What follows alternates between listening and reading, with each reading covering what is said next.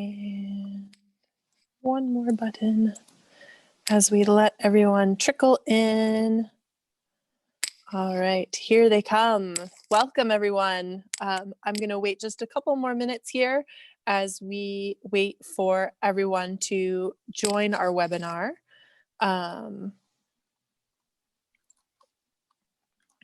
Thank you so much for bearing with us today. There we go. I'm Googling Jess right now. Quick, do your research. Good evening, everyone. Welcome.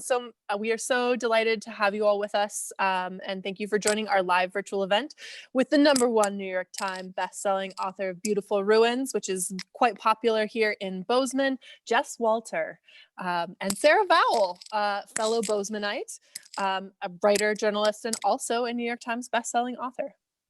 I'm your host, Jessica, the event coordinator here at Country Bookshelf, and we are grateful to be here in this virtual space with our fellow Books in Common Northwest stores, Paulina Springs Books in Sisters, Oregon, and Madison Books in Seattle, Washington. You can visit booksincommonnw.com for more information, and of course, follow us on Eventbrite to register for more great Books in Common events. Before I get to Jess and Sarah, we wanted to point out a few things about this virtual space. First of all, your ticket tonight includes a copy of The Cold Millions with a signed book plate. So those will be shipped out to you in the next couple days via USPS. So keep an eye on your mailbox for those. If you have any questions for Jess and Sarah, you can submit them by clicking on the Q&A button at the bottom of your screen or drop them in the chat and we'll get to them as time allows. You can also see the questions other folks have asked and even vote on which questions you would most like to hear the answer to. You can also leave comments in the chat window there on the right. If you run into any tech issues along the way, we recommend you first try exiting and re-entering the meeting. And if you're having trouble hearing, we do recommend the use of headphones. We would like to remind you that this is a shared creative space, that we want to remain safe for everyone, and ask that you be respectful of all those who have joined us this evening. Offensive or inappropriate comments or questions will see the user dismissed. Jess Walter is the author of 6 novels, including the bestsellers Beautiful Ruins and The Financial Lives of the Poets, which is one of my personal favorites, the National Book Award finalist The Zero, and Citizen Vince, the winner of the Edgar Award for Best Novel. His short fiction has appeared in Harper's, McSweeney's, and Playboy, as well as the Best American Short Stories and the Best American Non-Required Reading. He lives in his hometown of Spokane, Washington, which is where he's beaming to us tonight.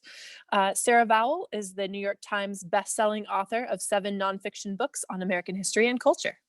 By examining the connections between the American past and present, she offers personal, often humorous accounts of everything from presidents and their assassins to colonial religious fanatics, as well as thoughts on American Indians, utopian dreamers, pop music, and the odd cranky cartographer. Her most recent book is entitled Lafayette in the Somewhat United States. So without further ado, I think Jess wanted to start the evening off by sharing a video he's made. Jess, take it away. Because this book tour, I don't get to go anywhere, I thought it would be interesting if I could bring a little bit of Spokane out on book tour with me. So a filmmaker friend and I went all Ken Burnsian and made a small 5-minute film, which sort of introduces the book and Spokane for those of you who might avoid it on your travels around the Northwest. So I will share my screen here and fire it up.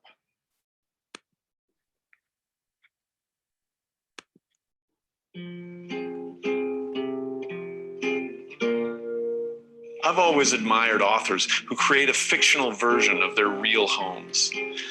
The Albany of William Kennedy, Elena Ferrante's Naples, the Monterey Peninsula of John Steinbeck. Over the course of 9 books, I've ventured far away to New York and the Zero, Italy and Hollywood and Beautiful Ruins, but I always find myself coming back to Spokane. They woke on a ball field, bums, tramps, hobos, stiffs. They floated in from mines and farms and log camps, filled every flop and boarding house, slept in parks and alleys, and on the night just past, this abandoned ball field. My new novel, The Cold Millions, begins here, Peaceful Valley, Spokane, Washington, 1909. The book mixes fiction and history in a way that's almost impressionistic, blending past events with present concerns. My first inspirations were these old postcards that I collect of my hometown from the early 1900s. Living in Spokane can feel like living among ghosts. Every day you walk in the turn of the 20th century. The buildings, the streets, the ground under your feet. This was a period I'd wanted to write about for years, the end of the last Gilded Age, when Spokane was only a few decades old, lurching from wild frontier town to modern city, doubling in size every 6 or 7 years to nearly the place it is now. Buildings that now house thriving coffee shops and brew pubs were once a mix of brothels and bars, banks and boarding houses, vaudeville theaters and flop houses for miners and farmers. Brutal cops and private detectives skulked downtown with rifles peeking out beneath their trench coats, and thousands of itinerant workers, hobos, came by train from all over looking for work. This is the postcard that first sparked my imagination. As a writer, you stare at something like this and you can't help but wonder about the details, the things that live behind the official history. Packed streetcars, casinos, a woman in white moving across the frame, a man walking down a side street. This is where the novelist steps in to ask, what are they all doing down there? The story I set out to tell was based on real events. The free speech riots of 1909 in Spokane, and the Wobblies, the industrial workers of the world, the first union to take women, freed slaves, Native Americans, anyone with a job could be a Wobbly. It's a story of social unrest, of police brutality, of deep inequality, of the ache of wanting a better world, issues that resonate today. The IWW was outlawed from speaking and organizing on the streets. In Spokane, Wobblies staged the first successful nonviolent protests in US history, a model for civil rights leaders and other peaceful activists. Speeches dissolved into riots, police and private goons beat protesters. There were mass arrests, 500 people locked up, the jails so full they threw prisoners in an old high school. The Cold Millions is the story of Gig and Ride Dolan, adventuring vagrant brothers who get swept up in this turbulent class warfare. It's also the story of two women they meet, Ursula the Great, who sings on a vaudeville stage with a live cougar, and the labor activist and suffragist Elizabeth Gurley Flynn, a courageous, pregnant 19-year-old who comes to Spokane to lead the fight for justice. My research involved books, academic papers, letters, hundreds of newspapers. But in Spokane, you can walk right through history, like walking through a neighborhood filled with the mansions of mining magnates. Or a simple clapboard house, seemingly unchanged in 110 years, where Spokane's police chief was shot to death through the window by an assassin. The ghosts are everywhere. Even though it's fiction, I began to think of this novel as a loose origin story for my hometown, connecting the place we are now to the place we were then. But it's also a kind of origin story for my own working class family. Both of my grandfathers were itinerant workers in the West who found their way to Eastern Washington a generation later. My dad was a steelworker and union leader for 40 years. It's the truth of both history and historical fiction, I think, that the deeper you look into the past, the more you find yourself encountering the present moment. I know that was the case with The Cold Millions. These themes, the nature of progress, our endless struggle for social equality, they churn at the heart of this novel the way the Spokane River cuts through my western city, unceasing and inevitable, carving a path through time and stone to the ocean. Thank you for visiting my town. I hope you enjoy The Cold Millions.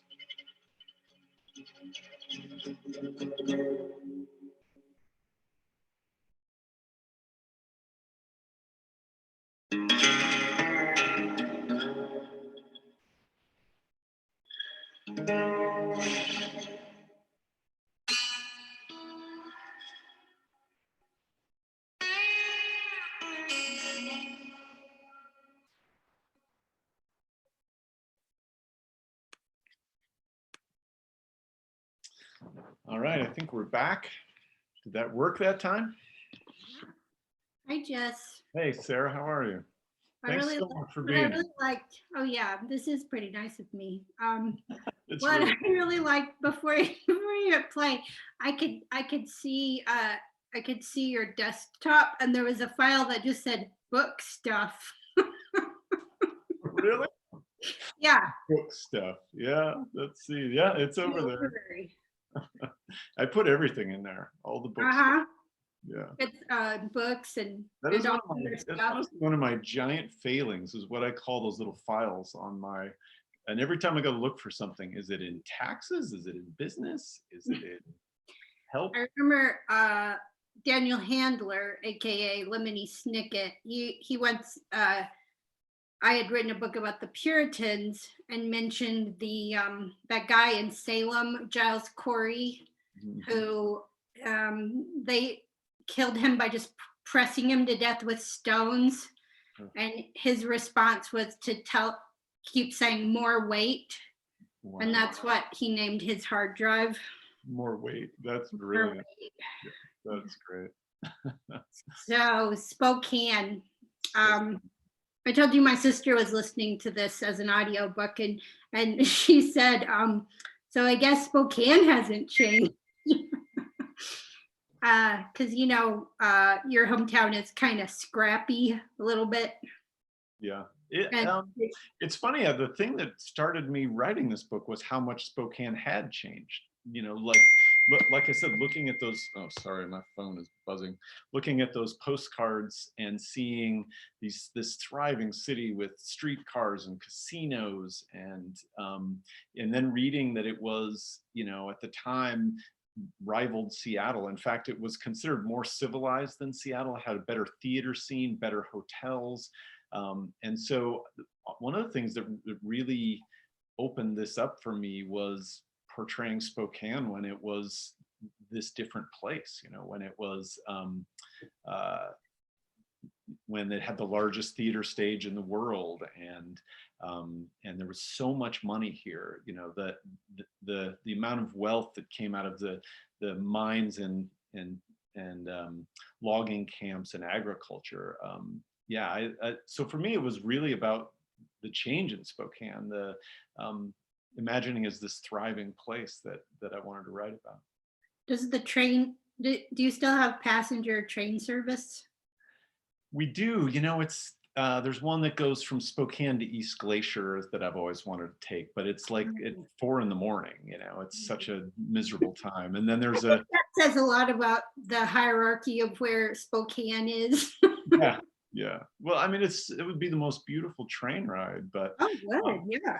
And so you can still go all the way across on a passenger train, but I mean, it's heartbreaking that trains have become so that they're not the best way to travel anymore. There are a couple of old restaurants in Spokane that are train cars, and they're my favorite places to eat. When I was working on the novel, I would just go sometimes and sit there just to soak up the ambiance of eating on a train car. But it's not, sadly, it's not what it used to be. When I covered the legislature, I constantly wrote stories about the bullet train, hoping that if I wrote enough stories, they would actually make it and I could get to Seattle in an hour and a half. That was always my dream. Yeah. I mean, here in Bozeman, things are changing too. And our real estate situation is out of control. Like, I think in July, our median home price went up by like $90,000. Wow. And I was interviewing this economist a few months ago. It makes no sense. Yeah. I mean, and he said, you know what we need? We need a bullet train from Butte so people could live in Butte and work in Bozeman. And I thought, that's insane. And then I thought, that's a really good idea. Yeah. But will we ever get these high-speed trains out here in the middle bits? I don't know. I mean, it's funny that you and I have talked about being neighbors, Yeah, Jess is my best literary friend in the region. Right. And he lives, 6-7 hours away? Yeah, I mean, it would 6.5, I think. Yeah. And should build us a high-speed rail. So we can have lunch in Missoula. we should be in neighboring boroughs, and instead we're there's an entire state between us, sort of. I mean, yeah, I mean, Yeah. a little bit. Yeah. I did enjoy, as someone who, in Bozeman, we would drive through your town to get to civilization. Yeah. And one of the places is Wallace, Idaho, in that little sliver of Idaho. And so Wallace comes up. But it's like you romanticize your city, but you're pretty hard boiled about it too. And you say everything about Spokane was hard: steep hills, deep canyons, cold winters. I mean, with your job, which, let's face it, isn't like a real job, you could live anywhere. Yeah. Why do you stay there? It's funny, I like those hard edges. I think a fiction writer looks for different things than the Chamber of Commerce that does, you know. And it's always been one of the things I've been sort of perplexed by, is that for when people are describing a city, poor is a synonym for bad. And that's always driven me kind of crazy. I, grew up working class, and I think you talk about the housing prices in Bozeman, and they're like that in much of the Northwest. And I think having a city where a teacher can't afford a house is a kind of disaster. And so I've always sort of liked that Spokane has a rougher edge. I can remember going to, bars in New York, and people say, oh, it's a great dive bar. And, and a cocktail would be $16. And I would think, this is not a real dive bar if I have to get financing to get a gin tonic. And so I think there's an authenticity about Spokane that I've always loved. And I can be as hard on it as anyone, but I'm hard on it in a fiction writer's way. I think sometimes people in Spokane wish I would write about, the nicer, wealthier parts, but I've honestly never lived there. I've almost always lived within shouting distance of the river, down in the flats, often next to railroad tracks. And it's just the thing that I love. I just think I think it has a resonance. I remember reading Southern writers and thinking, how is it that they're able to imbue so much atmosphere into this location? And when I started looking at Spokane with those same eyes, I thought, what an amazing fiction writer's town. Is it harder to write about your hometown than elsewhere? I mean, the reason I bring that up is I find, like, I'm in my hometown. Yeah. Well, I moved here when I was 11. And when I'm writing about it, which I sometimes do, it's way harder because I have so much information. It's hard to filter it down. Yeah. I think it's a little like writing about your family. You know much more than you probably should. You do have to filter it down. You have to tell secrets that sometimes people don't want told. One of the things that helped me the most was I always thought I couldn't write a novel about Spokane. I thought, this is not a literary place. I need to go to New York and sit on the steps of the Low Library at Columbia and write about that. And then going to Italy in 1997, before I'd published any novels, and seeing the Cinque Terre and falling in love with this place. And then I started trying to write a book about Italy, and it took me 15 years to write Beautiful Ruins because I didn't know that place. So I almost had to look back and say, well, what places do I know? But I felt like I saw them almost with my Italian eyes after that. I saw them the way a visitor might. I asked questions I had never asked before about the place. And I think it just opened up for me in that way. But I almost had to see these other places first and try to write about them. When you're walking down the street, are you seeing the decades roll by? Like now, especially after all this research you've done, is the whole place just more alive to you? Oh, totally. So I hate giving away this detail in the book, but the police chief of Spokane was shot to death in his house. And I was doing this research, and I come across the story of him. the bullet comes out of his chest and lands in his lap, and he sets it on the table for evidence, and then gets up and calls the police department and calls in his address. And I realized that address is like 14 blocks from me. So I hopped on my bike and I rode my bike there, and there it was, still this clapboard house with, you know, these posts. And there were so many places like that, you know, where the history was just right in front of you. And I've owned 3 houses in Spokane, and every one of them was built between 1905 and 1907. And it really was when this city was just thriving, when it was growing so in such an amazing way that you know, those houses are everywhere. And so yeah, it felt very much like, you know, sort of excavating the bones of the city and then writing about it. And the novel spans from 1864 to 1964, from before the city was here to until a year before I came into it. And I liked that, the symmetry of that. 100 Years of Solitude is my favorite book, and so I'm constantly making empty swings at the books that I love. But I also just loved that idea of being able to capture the entire history of a place, you know, which you can't do in a lot of works.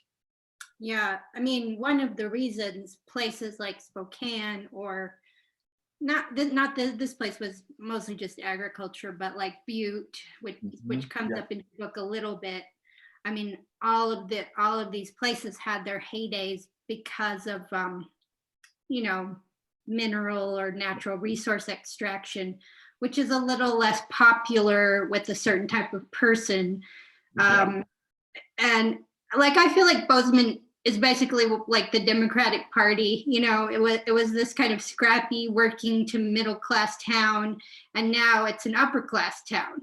Yeah. And like, I remember when it was a scrappy, I mean, not Spokane scrappy, but college town scrappy, Right. you know, where, I don't know, like every fourth person was in a punk band, and you know, there were the guys who roofed all summer and skied all winter, and there was so much possibility because it was cheap. Yeah. But like we were you know, texting last summer when our governors were trying to run for president. Yeah. And my governor in Montana, like, they wanted him to say he wouldn't take any fossil fuel money. And he has to say, well, my brother works in fossil fuels. Am I not supposed to take money from my brother? And there's this way upper class liberals have of looking down on a certain kind of worker that's pretty new in the Democratic Party, I think. You know, I think there's a way we can get off fossil fuels without, you know, demonizing everyone. But like, you're kind of like, the period of this book, you're just smack dab in this sort of explosion of labor and building and money and class. Yeah. And it was one of the big impulses was, I really did want to write about income inequality, but I didn't want to write something didactic. And the numbers that get thrown out and the charts, those, you know, I find them, they inflame my class anger every time I see them. And the fact that we have approached the levels of the Gilded Age and income inequality seems to me to be a really bad sign. And so yeah, to write about it in a novel seemed like, and especially a novel set in this period. And it's funny you mentioned the difference in the Democratic Party. So my dad was the president of the Steelworkers Union at Kaiser, high school dropout, Navy veteran who you know, rose to this position of power. And so we were a labor Democrat family, and that is so. You know, that is such an anachronism now, that we think of the working class as somehow being co-opted by Trump. And yet I look at those statistics, and 55% of people making under $50,000 voted for Biden, 55% of people making over $100,000 voted for Trump. So I still feel like it's something of a misnomer, and I still feel like the Democratic Party is missing out on a larger economic argument, and has for a while. So it did very much feel like a kind of throwback thinking to write about labor in this way. But I also chose that period, 1909, because it's before the Teamsters, it's before any union corruption. Labor is just an idea then. It's an idea the way, for young people, gun control, for the survivors of the Parkland shooting massacre, gun control is an idea, or the way climate change is an idea for students who walk out of schools. And so choosing protagonists who were 16 and 23 and 19 was a way to sort of think about when you didn't think about politics, but you thought about idealism, and to write about labor at probably, I thought, its most idealistic origin point, which was the beginning of the industrial workers of the world, this egalitarian union that would take anybody in. That seemed to me to be such a worthy thing to write about, that I hadn't seen a novel about.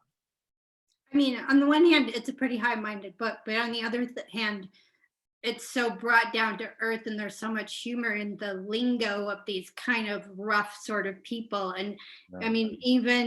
I mean, they're like, one of my favorite scenes is in Montana, when the younger brother ends up with Elizabeth Gurley Flynn that you mentioned in that movie, the IWW Rabble Rouser, and she's trying to raise money and help them, but they rob her. Yeah. And she just yells, "I'm here to fight for you, stupid sons of bitches," and that's the woman, like. Yeah.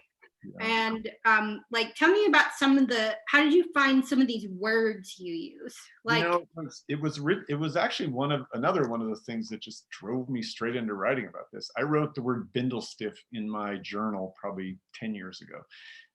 And I would just think of it as the bindlestiff novel. And a bindlestiff is that a real word, or did you make that up? No, a bindlestiff is a hobo who carries his pack on a bindle, and the word working stiff comes from bindlestiff. A bindlestiff would show up in your town with everything he owned, Charlie Chaplin with that stick and all of his belongings back there. And so words like that just, all I wanted to do was write a novel with those words, the kind of music of them. I'll just read a couple of sentences that kind of encapsulate the way language just, this was just a song I kept wanting to play. Talking about the two brothers. They flew and floated this way, job to job, week to week, farm to farm, Washington to Oregon to Idaho, until they landed a Jippo logging crew on the St. Joe River, Gig talking his way onto one end of a two-man misery whip, Rye ladling water and pounding wedges in the kerfs to keep the saws from binding. Just the idea that a two-man saw was called a misery whip, and when I started reading the IWW handbooks and the songbooks, and the incredible rich tradition of all this stuff, and coming across, I had always thought bum, tramp, and hobo were synonyms, and finding out that for those men who traveled on trains during those years, they had very specific meanings, which Gig talks about in the novel. A bum being someone who wanders and drinks, a tramp being someone who wanders and dreams, and a hobo being someone who wanders and works. And I loved those kinds of distinctions. And so it very, very much became a book about, about that language, the language of these unions. And really what the Wobblies mostly did is get thrown in jail and sing. They were like this singing union that would sing until the jailers got tired of them and turned them loose. What is, I love this sentence, Spokane gave me the morbs. Oh, so glad you brought that up. Yeah, so I wanted to put a Pinkerton detective in, and Dashiell Hammett, who before he wrote great mystery novels was a Pinkerton detective who lived in Spokane at the Davenport Hotel. Correct. Ding. Yeah, ding. Sorry about that. I've got to figure out how to turn that off. But anyway, while he was a Pinkerton, he wrote Red Harvest, a novel about Butte, essentially. Yeah. And which he calls Poisonville. But he always claimed that he was offered $5,000 to murder Frank Little, an IWW organizer. And the more I read about the Pinkertons, I was just so fascinated with these union busting goons that would be hired to infiltrate. And almost every time violence erupted, the IWW would blame it on a Pinkerton detective infiltrating and driving them to this violence to try to get the police to crack down harder on them. So I wanted to create that character. Abraham Lincoln's life, What's that? The Pinkertons saved Abraham Lincoln's life. The Pinkertons, yeah, they during the Civil War, the Pinkertons had a much different reputation. But by the late 1800s, early 1900s, they were really, they were Blackwater. They were a private police agency hired by mining and timber barons to drive unions away. I know you mentioned in the book the Carnegie Library that Rye goes to. Is that still there in Spokane? It is. Yeah, I'm standing in front of it in that video. I'm standing in front of it, the pillared gray building behind me. It's an architecture firm now, but it still says public library on the front. So we had one too. Pete Hamill, he called Andrew Carnegie his favorite rich guy. Yeah. But he did have the he did have his Pinkertons. thought. The Pinkertons did some pretty dastardly stuff helping him out. They did. But I can't hate him completely. No, I mean those libraries are beautiful. Oh, but to get to the morbs really quickly. So as I was researching this detective, I realized so many of these guys were British and Scottish. And so that had me reading 19th century British detective fiction. And I sort of imagined that character, Del Dalveau, as a kind of missing link between Western fiction and noir detective fiction. So and the rich words that I found that I gave to him. And so first thing he says is Spokane gave me the morbs, which is a feeling of unease, this morbid feeling that comes over you, or 2020 as we call it. And so that it was, and then he has other words like lobcocked and fatty banged, and it was really fun, have sort of rekindling some of this late 19th century British language in his voice. Did you have any trouble? How back then people could just talk and say stuff, well, not the Wobblies, but everybody else, but like writing an historic novel nowadays when people are kind of persnickety about language. I don't know if you've noticed that. Did that play into what you were doing? Yeah, I mean it's hard. You have to achieve a kind of fluency in 1909. You have to be able to speak the language, but you're writing in the year 2020, 2019, 2018, whenever I was writing this. So someone goes to the Chinese Quarter to get, to get their clothes washed. The newspapers I read, I just immersed myself in microfilm and microfiche, and even in the newspapers, the language is racist and misogynistic, and so you're trying to represent that world, but and you don't want to soft pedal any of it, but you also you have to translate your fluency in 1909. You still have to translate for a modern audience, and luckily I was writing about characters who were kind of on the right side of things, and so it wasn't terribly hard. But the way the police officers would have spoken to Elizabeth Gurley Flynn, there's a Native American character named Jules in the book who's a Spokane Indian, and as I note in the book, we're in a city that is named for the people that were driven from it. And so I felt like I couldn't ignore that part of the city's history either. Yeah, I know it's really hard to be a white guy, isn't it? It's not so hard. I'm just kidding. it's 4% harder than it was. Is there some kind, is there, I mean, you mentioned Seattle earlier. Is there some kind of beef between Spokane and Seattle that Seattle doesn't know about? Like you call it an infection? Well, I don't call it an infection. I believe the characters think that. Oh, right. Sorry, I made that mistake. But Yeah. I mean, Seattle is not idealized. no. One of the characters calls it a shithole of prosperity, which you know, I think some of that sort of teasing. You nailed it exactly when you said, is there a, you know, there is a rivalry that Seattle ignores. Seattle's only rival is Portland and maybe San Francisco, and you know, they think Seattle thinks of Spokane as often as I think about Wenatchee or something. You know, it's so it definitely runs one way. But I do, I love Seattle. I've spent almost, you know, I think of it as my other home city, but I do like to throw a little shade its way. I mean, to be fair, Spokane is also called a box of misery spilled out over the river valley, and it isn't only Seattle. It's kind of the characters themselves who are hard on these places. Talk about Elizabeth Gurley Flynn. I mean, I just fell in love with her. Yeah. How did you decide? I mean, she wrote a lot, so you could find her. I mean, she's writing a lot in your book too, and someone's trying to take her somewhere, and she's like, I don't care where you take me as long as there's a typewriter.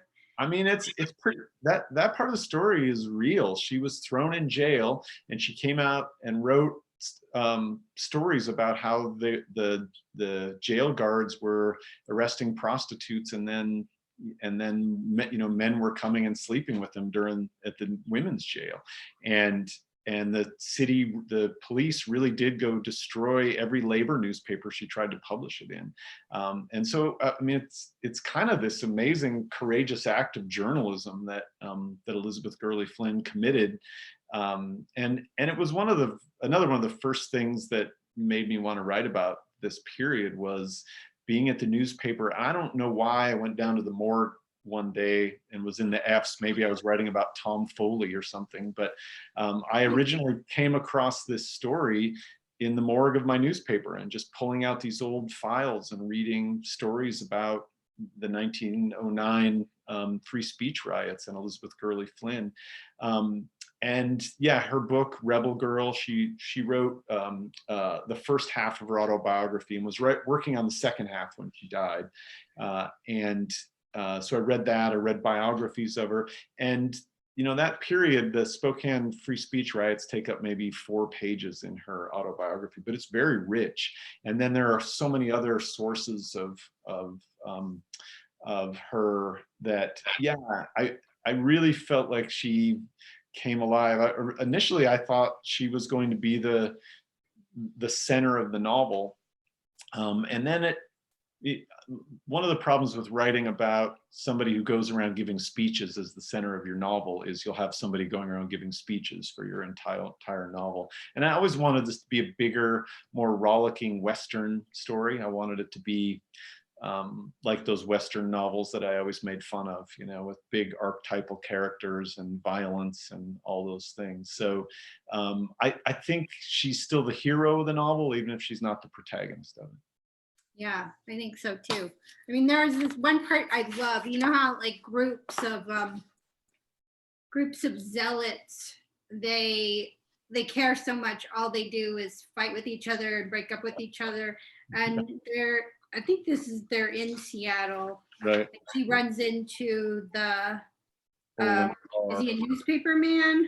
Well, he's a socialist. They were all like kind of. Right. They were all socialists writing for their newspapers and everything. Right. And she's like, I thought you were with the Socialist Workers Party. And then he says, well, we got into it with the Central Branch at the state convention over the platform. And then she's like, you quit the Socialist to have your own socialist convention. And then they're in something called the National. Yeah, the National failed to recognize us, so we quit. You quit the Socialists, but you edited a newspaper called The Socialist. And he's like, no, I don't anymore. Now I work for the Working Man paper. But then we only printed 2 issues, and now it's called The Agitator. Like, that just seemed like these Yeah. groups, they're just constantly falling apart, you know. Yeah, that any I mean, modern, ask Trotsky. yeah, yeah, and the funny thing is those are real too. Those those newspapers really existed, and there really was a break in the Seattle socialists right at that moment. So yeah, it was it's interesting because you, I mean, for you, research is such a launching point, and it is for me too. And and for some reason, those I find great pride in the real things that I stuck into my made up story, which is kind of perverse at some level, you know, that I would have more pride in kind of how much of the novel is real, I guess. And I'm not sure why that is, because in the end, as a fiction writer, you have to sort of ignore what's true and what isn't, and kind of let the narrative be crafted. But yeah, this novel, more than anything I've done, relied so much on research. I read Richard Powers, someone asked him with the Overstory if he got lost in his research, and he said, no, I got found in my research. And that just seemed like the truest thing to me.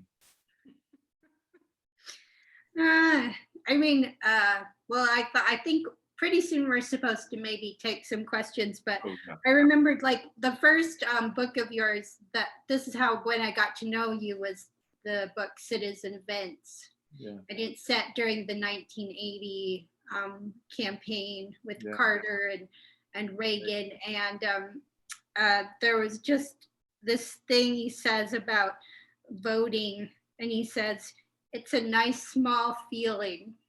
Yeah. Yeah.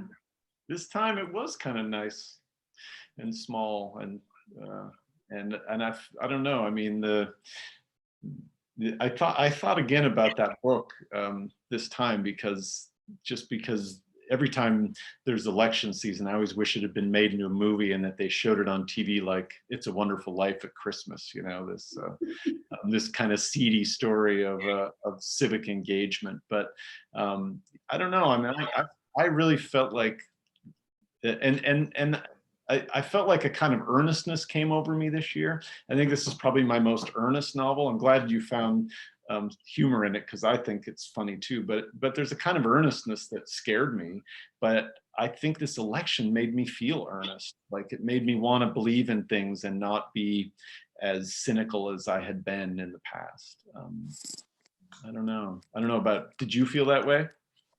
I was a little, I mean, I live in a state where not everybody votes like me, and those people seem to gas up their pickups and get to all the polls. Like, the turnout was insane. Yeah. And every person I voted for lost. Yeah. So I was a little more nervous, but yeah, you know, I see you, Jessica. I know what we're supposed to do, but on election day, I was so nervous. I climbed up Pete's Hill, and I looked out across the valley, and you know, up there you can see you can't see the Missouri, but you can see all the way toward there. And that was where, I think it was 1806, William Clark and Sacagawea and Clark's slave York, they came through here and basically like walked through the center of Bozeman to go to the Yellowstone River. And it made me feel small in a good way. Yeah, like it gave you that perspective that these things. Like, I'm just this little speck, and you know, time will move forward. And yeah. Wow. I didn't get to ask you the one question I wanted to ask. If writing about your hometown, I know you do it. I know you do it in op-ed pieces and things. But could you imagine a Western history book?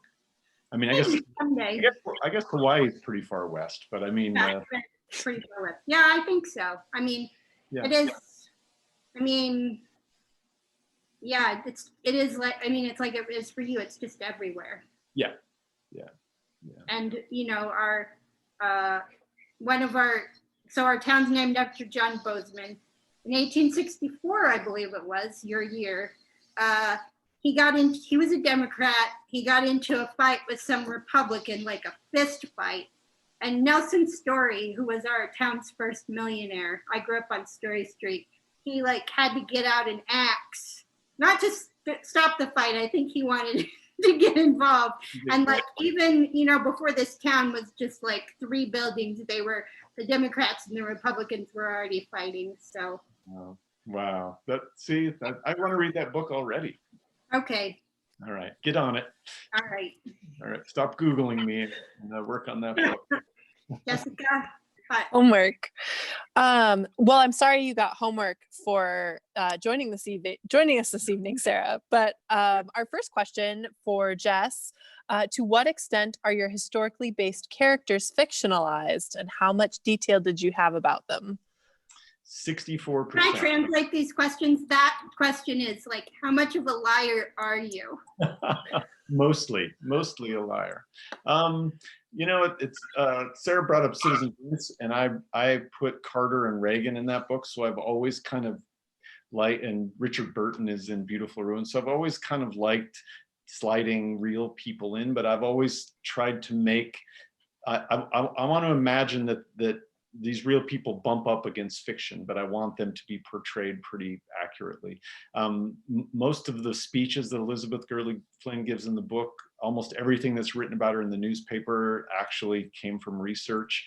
The trip to Taft, Montana is invented, but everything else in the book, she really did go to Seattle and speak at the IWW hall there. So I would say it's about 80% accurate. It's this book has the longest acknowledgments I've ever written, because I wanted to talk about my sources, and I wanted to send people to books about the real Elizabeth Gurley Flynn, because the fact that I didn't know about her when I was in school seems kind of criminal. And if, you know, sometimes historical fiction brings people to research the real history. So somewhere in the 80s, I think, if I had to put a percentage on it. I've actually numbers, it's 84.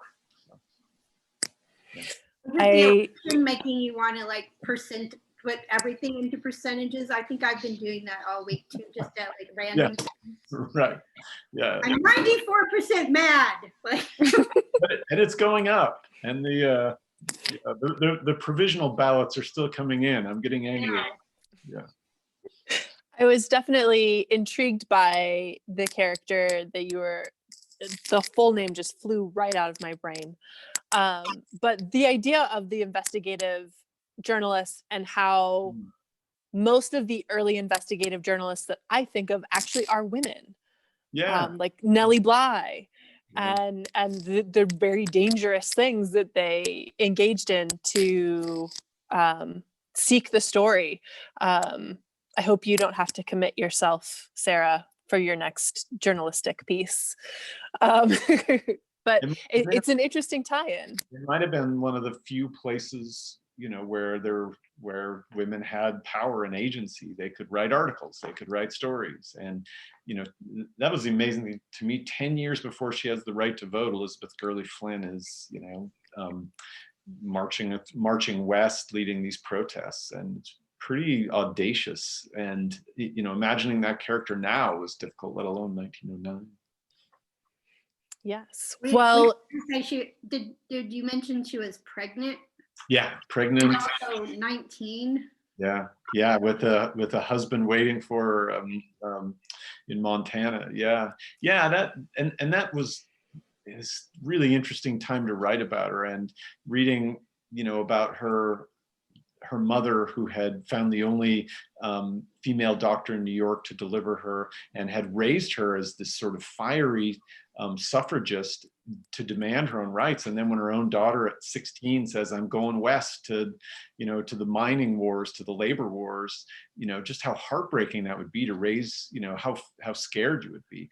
And right after Spokane, Elizabeth Gurley Flynn goes back to New York, leaves her husband, and, you know, embarks on a career that would lead her to help start the ACLU, become the chairperson of the Communist Party, work for civil rights. I mean, really an amazing life that we don't talk about.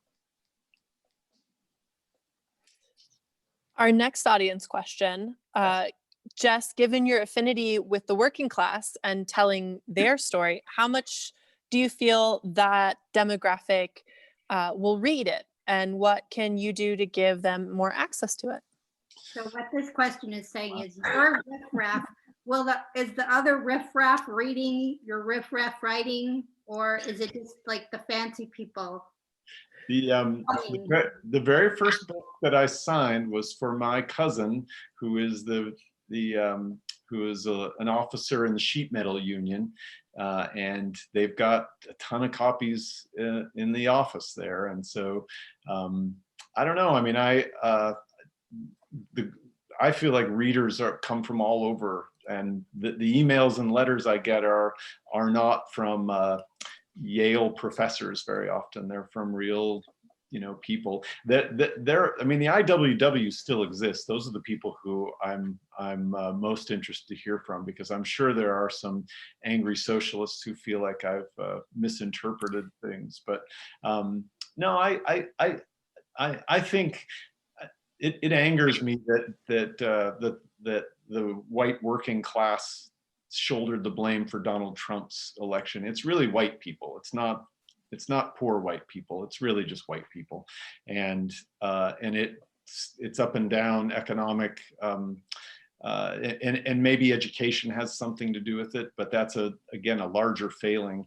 To be poor should not mean that you're guaranteed a lesser education, and unfortunately in this country it does. And education is one of those places that I feel like we've failed so miserably to provide for poor people. Sorry, I'm on the soapbox again. No, that's okay. I just remember something from Bozeman High School where this really cool squirrely kid in 10th grade English, he raises his hand and he says, "I'm going to be a plumber. I don't think I need to read Madame Bovary." And the teacher, who was this sheriff's daughter from Arlie, Joanne Troxel, you probably know her, Jessica. She said, "Great, be a plumber. The world needs plumbers. It's my job to make sure you're a plumber who's read Flaubert." When he said that, he kind of puffed up, like, "I'm a plumber who reads Flaubert," I demand all my tradesmen have read Flaubert before I'll let them in the house. For anything. That is such a great story. Yeah. I wish I had that high school teacher. Our high school teachers tried to talk us out of college. That our counselors tried to say things like, not college isn't for everyone. I'm in the honor society. Yeah. There was a sign there. Elizabeth says, "I love that you both appreciate and highlight history's quirks. Sarah, I'm still giggling about Assassination Vacation, which I just recently read. When working on a new idea, what do each of you usually look for first? A unique character, a new word like Jess found and latched onto, or an event to start the wheels turning?" You go first, Sarah. I mean, it depends. Sometimes it's when I wrote about the Puritans, which I found on my book tour, people just loved them. But the guy who founded Rhode Island, Roger Williams, he got kicked out of Massachusetts by the magistrates of Massachusetts because he was too big of a rabble rouser. He was kind of the Puritan all the other Puritans wish would shut up about religion, Yeah. And he was such a weirdo, and they kicked him out. And then I found out that, but someone warned him that he needed to, if he wanted to stay in the New World, he should leave Boston. And so he walked to Rhode Island, founds Rhode Island. And then it turns out years later, he said the reason he got out, someone warned him, it was John Winthrop, the guy who banished him. Like, they were still friends, even though officially he's like, you're a nuisance, you're disturbing the peace, you have to leave. But he did say, like, if you want to stay in America, don't be home on Thursday.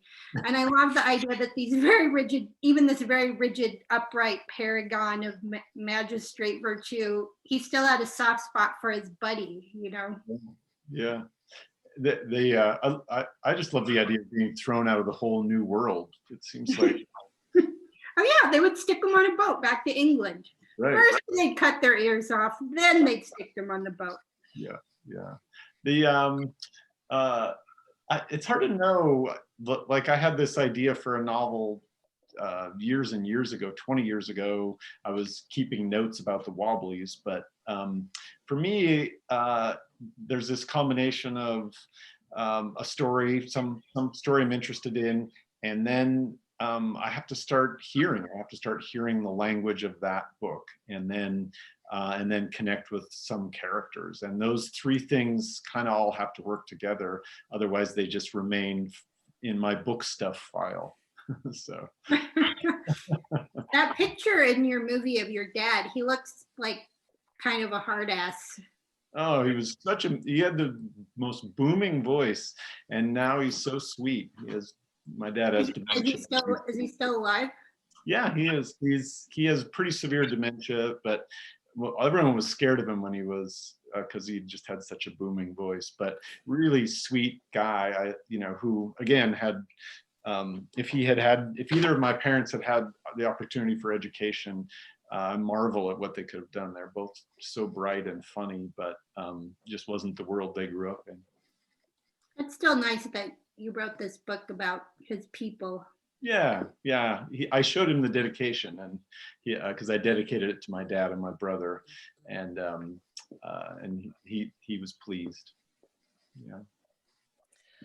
So next question, Linda says, so considering the time frame of your book, did you learn something about the move from less to more income inequality that speaks to our future?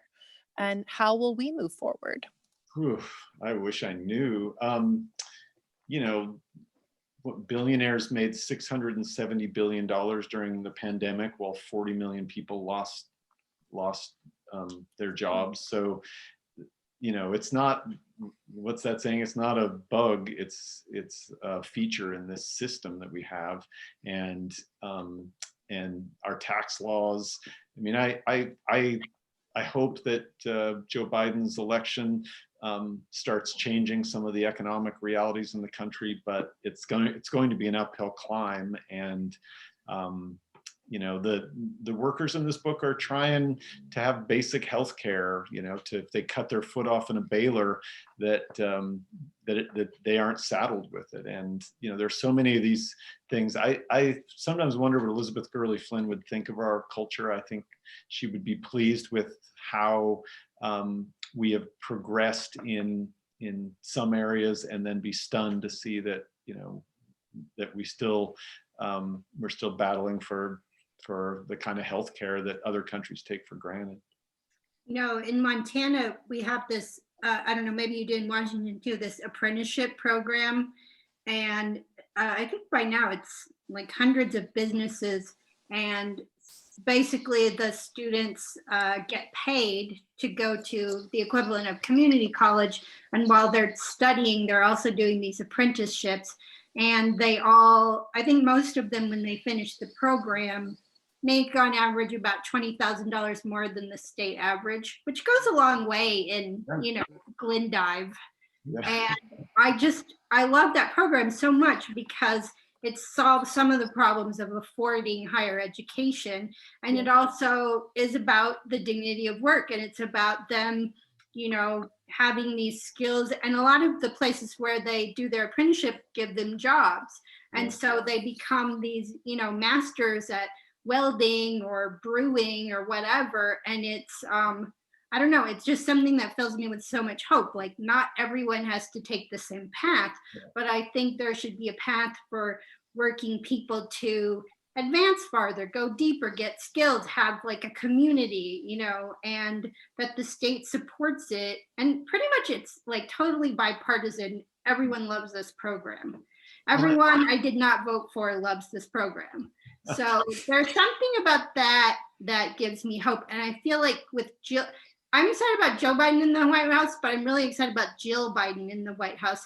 She's still going to teach community college as First Lady, that we have this advocate for community college in the White House after like decades of all these Ivy League people. And Joe's, as you wrote, is a Delaware graduate. I love, Sarah wrote an amazing piece about state school graduates. That he's our first state school grad elected since Lyndon Johnson in '64. Yeah. Gerald Ford was not elected. He was the last one. Right. Yeah. So yeah, I love- that means something. And he's talked about that on the trail, Biden. Well, and the forgiveness of college debt, I think would be a great start. You know, I might actually borrow some more against my education if they're going to forget it, though. But I don't think you can retroactively. I feel like that stuff will go forward, like college. Yeah. But there's something about that in between, the post high school totally. credential, you know. I feel like there's a lot of room for improvement there, and it is one way. I don't think it's going to solve the problem of the billionaires, but in like here in Bozeman, it gets harder and harder for a working class person to afford to live in town. Like my family could not have afforded to live in Bozeman when I was a kid if it cost this much, you know. So I don't know. I feel like there's something there that. Well, and it's cool that it's not a federal program. That, I mean, I do think some of these things can be solved in that way, you know, with, but you know, that hasn't been the case nationally, certainly. Yeah. Well, Jess, what is your favorite thing you learned about Spokane while you were researching? You know, there's a great book called Showtown by Holly George about the theater scene in Spokane, and that was really cool. It was really fun to just immerse myself in all of these amazing shows, and you know, to watch Douglas Fairbanks come to Spokane, and Clara Bow, and all. I mean, everyone came through Spokane because it was the place to be, and they really did have the largest theater stage in the world at the time, which Del Dalbo, that character, gets so tired of boosters telling him that he punches somebody in the throat, which is one of my favorite off-key moments in the novel. But yeah, that was just really interesting. And then the vaudeville shows, the wild vaudeville shows, and I was at Washington State University looking through they have the old Populous newspaper. It was a Hearst newspaper in Spokane for a few years, and they had the microfilm, and I was reading through it, and I was taking notes on all these great vaudeville shows, and I wrote down Ursula the Great sings and dances with a wild cougar in my notebook. And when I got home, I looked and I thought, did I invent that, or did that really exist? So I had to double check, and apparently I invented it. I was just thinking of different acts there could be, but it so resembled the kind of vaudeville shows that they had on the east end of Spokane in the early 1900s that I couldn't tell if I'd invented it or seen it in my research. Who's the most famous person from Spokane? Probably Bing Crosby. He's pretty famous. He's pretty famous, yeah. 3 of the Beatles are from here. No, that's not true. It's just Ringo, only Ringo. Just the one. Just the one. Crosby. Bing Crosby, yeah. The Bing Theater is named after him. I feel like you've read there, but maybe not. I don't know. Oh, maybe. Yeah. You used to have that literary festival. Yeah, Get Lit. I feel like I saw you there once. Yeah. James asks, prefaces the ask. I thought of Dr. O's Ragtime and Dos Passos USA trilogy while reading The Cold Millions. But Jess, did you have particular books in mind as models for how to mix fiction and history? Yeah, certainly. I read Dos Passos, read Steinbeck, read sort of the proletariat novelists, but I'm glad he mentioned Dr. O, because Ragtime is one of my favorite novels of all time, and just that documentary voice that he achieves in that book. But I was terrified to reread it as I was working on this, because I was afraid I might be cribbing from it. So I had to pause my writing and reread it, and it really stopped me from writing for about a week or two, because I really do love that novel. Edward P. Jones's The Known World, I think, is one of the great historical novels. I was also thinking a lot about Westerns and anti-Westerns and revisionist Westerns while I was writing this. So I was reading those kinds of things. I love how William Kennedy writes about Albany in the Albany Cycle. His book, Ironweed is one of my favorite of all times. Billy Phelan's Greatest Game. There were quite a few Louise Erdrich's books, the way she incorporates history. There were quite a few novelists who I sort of admire the way they sort of, their characters skate alongside history the way I attempted. I certainly wasn't inventing anything in this book. Well, I mean, most of those are like the intersection of history and geography. Like there's a sense of place at a certain time. Yeah, and I think that's a really interesting way to put it. And I started feeling like there's a place, there's a time when you want to write about a place. There's a time when it exists at its kind of peak, at its, when you're the most interested in it, when it defines itself. And I remember being a kid who loved stories of Ken Kesey and hippies, and so going to the Haight and being sort of disappointed and thinking, oh, I'm only 40 years late, and I think that's a kind of interesting thing to do in your town, to figure out how late am I for the action, and looking at that postcard, I kept thinking that this is when the action was. I would like to, this would have been a time to see it. Yeah. What is Bozeman's year? I don't know, maybe my people my age, we romanticized the 80s because it was so cheap. Yeah. My rent was, $110 a month. I could live on my wages from the Pickle Barrel and pay my tuition, which was also way cheaper. And everyone was just a little bit squirrelier and more bohemian. Like, did you ever read Zen and the Art of Motorcycle Maintenance? Percy, yeah. I was reading, that guy taught here at MSU. And in that book, it's like the early 70s, and he comes through and he hangs out with this family, the DeWeese family. They were artists, and their son still lives here. And I was looking at it the other day because their son, Josh, is a potter, and he was in Steve Dane's high school class. And I was thinking about them, and I looked through that book the other day, and they come through on the motorcycle trip. They stay with the DeWeeses, and they have this super deep conversation about whether putting together a barbecue rotisserie is the same as making a sculpture. And that just felt like a very old Bozeman kind of conversation, Everyone, I still want to have that conversation. Yeah. The Tracy Ellig years, I think, of the 80s. Although the next time you make fun of me for Spokane, I'm just going to say the word pickle barrel and see if that stops the torrent of abuse. No. I'm proud of the Pickle Barrel. That's great. As you should be. Thank you, Jessica. I should have warned everyone before that last question to get out their pencils so that they could start adding all of these books to their to be read list, because our next question is about your short fiction. We Live in Water is one of my favorite short story collections ever. All caps, exclamation point. Are you still writing much short fiction? And how do you balance that, if so, with longer fiction? I should thank my brother for coming to the reading first. I am, and the next book will be a book of short stories.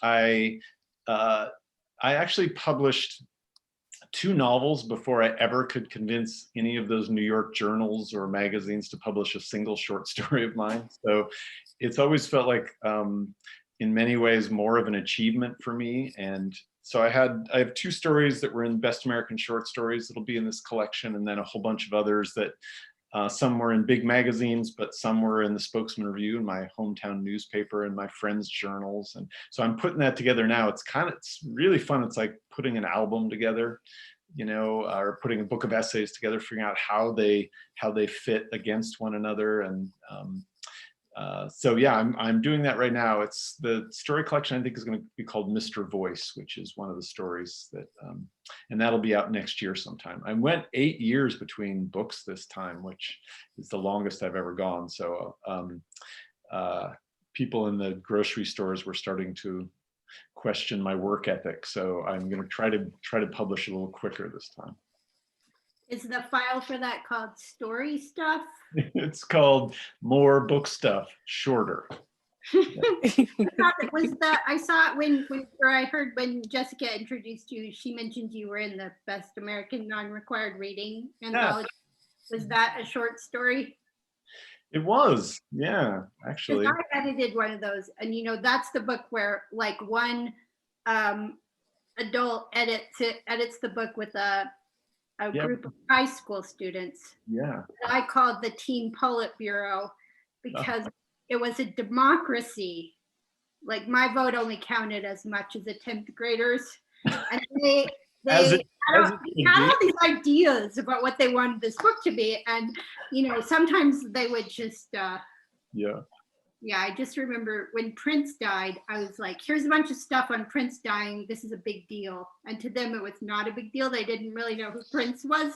Yeah. I said, like, look, this guy, Jim Walsh, he's the best music critic in Minneapolis, and he grew up playing basketball with Prince. What about this? And they read that and they're like, yeah, he seems more interesting than Prince. I'm like, he's not, so it's just like every week and then it was during the 2016 election, so then they took that really hard because Bay Area, and it was just the weirdest experience. It was really great, but they all had different ideas about literature than I did. I'm sure it was a surly 10th grader who chose my story for that collection, and it makes me glad. But Prince was supposedly a great basketball player. Charlie Murphy. Yeah, Charlie Murphy. Yeah. I told you we were going to talk about basketball. Yeah, you did. Whitney says, question more about your nonfiction. In your coverage of the Spokesman Review and your book about Ruby Ridge, you've obviously had a lot of experience in anti-government rhetoric. What parallels do you see from what you experienced then and what you're hearing now? Who is asking that? This person should have had my job. Well, it's on the third Google page, so you went. Wow. Like on topic, whoever you are. I actually wrote a piece on the last anniversary of Ruby Ridge about. I remember at the very end of that, sitting in the cabin of a white supremacist who had a gun pointed at my feet the whole time, I kept trying to interview him, and he kept accusing me of being a federal agent because of my haircut. He said, you have a Fed's haircut. And I'm like, my dad cuts my hair. And he said, that's a Fed car. And I said, that's a company car. I checked, look, I can show you the registration. Oh, it'd be so hard to get the registration. And the most frustrating thing in dealing with this was this sort of paranoid, whatever you offered to refute was turned around as more evidence. And I feel like we are living in that world. The sort of erosion of basic facts and of a basic reality is, to me, just as alarming or more alarming. And then the way it's been pulled into the mainstream after Ruby Ridge and Waco, the far right was pulled into the mainstream for a while, and you had people in Congress, talking about the tyrannical government that they worked for, and that's only gotten worse. That demonization of government, that the racism and all that stuff never goes away, but it usually exists in this small fringe off to the side. The fact that it has made its way so deeply into the mainstream, and that the very definition of fact has to come with explainers is just heartbreaking to me. It makes it hard to see how we're going to get back. So I guess I would say that I still feel like I'm trying to explain myself to someone with a gun pointed at my feet. I mean, I was just writing about this yesterday, but I want to help Joe Biden bring the country back together. But it's different now. It's not just like, oh, I have a different opinion about abortion than someone. It's like, I have a different opinion about, well, it's not even two realities. It's like one reality and one delusion. Yeah. How do you come together in that situation? Have you Yeah. figured that out yet, Jess? I mean, that there would be one party that is anti-science, you know, and like I feel like the Democrats should be anti-social studies and anti-PE, and we should just divide up the school day. And yeah, I don't know how to solve those things, but you know, but it was interesting reading 1909 too, because the newspapers then were not. It was not some golden age of journalism. You took the labor newspaper and it told you exactly what you wanted to hear. You took the establishment newspaper, it told you exactly what you wanted to hear. It was, you know, they started wars, as you know, Sarah. There's a great scene in the book where I think it's Rye is trying to figure out what's going on with Elizabeth Gurley Flynn's trial, and he's putting it together, reading different newspapers, and they all have a different slant, and he's trying to, you know, just find out what happened. Yeah, triangulating the truth, and so that, you know, that. And the other reason I ended the book in 1964 is it feels sort of the height of labor. Rye is, again, I'm hopefully not giving too much away, but Rye is living a life that has been paved by the activism of Elizabeth Gurley Flynn, whether she's there to celebrate the victories or not.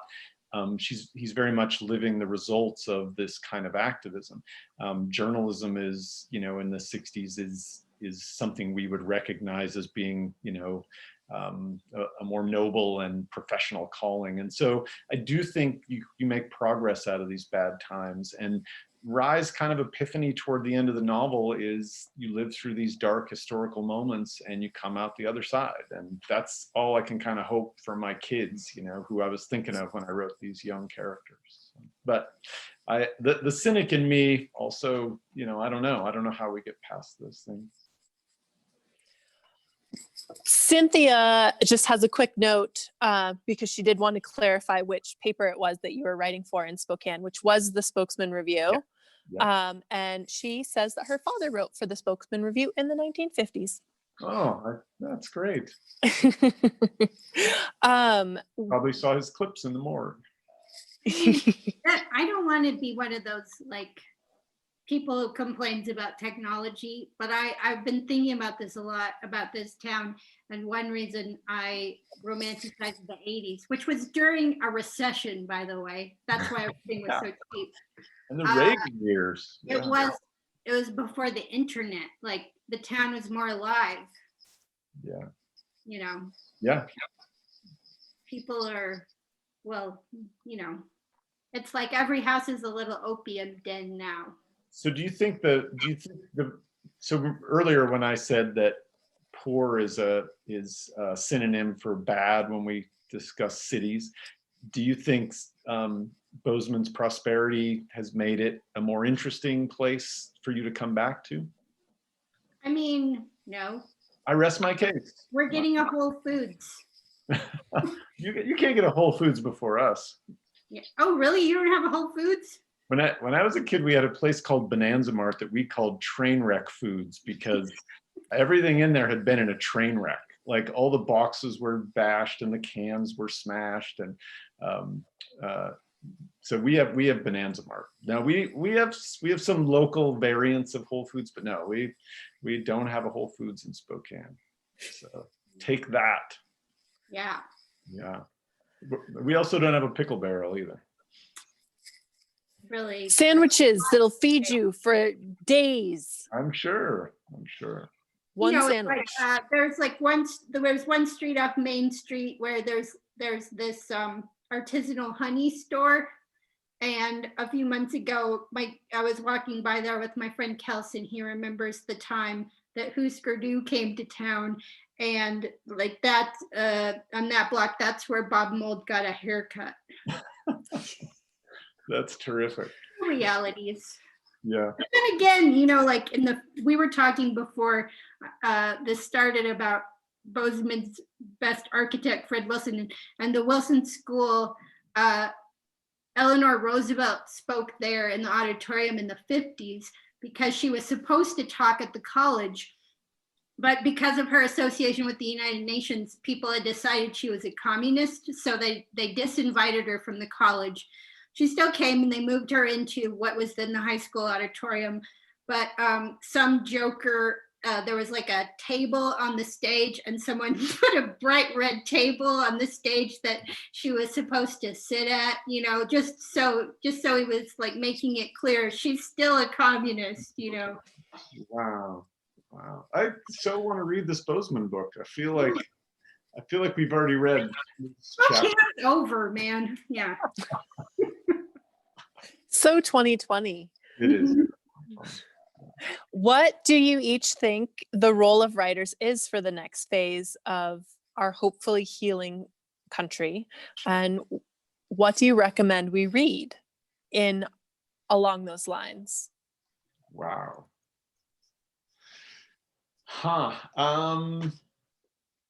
You know, I having come through this summer with the Black Lives Matter protests and seeing how publishing has, you know, realized that they gave white guys all the awards for years.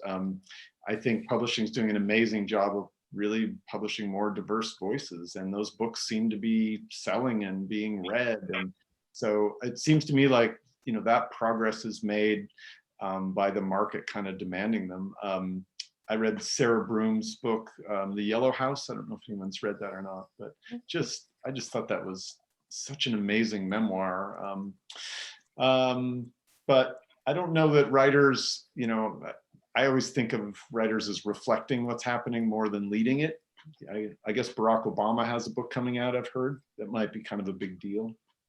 Yeah. But I don't know. I don't know that writers have. I'm not sure what our role is in that.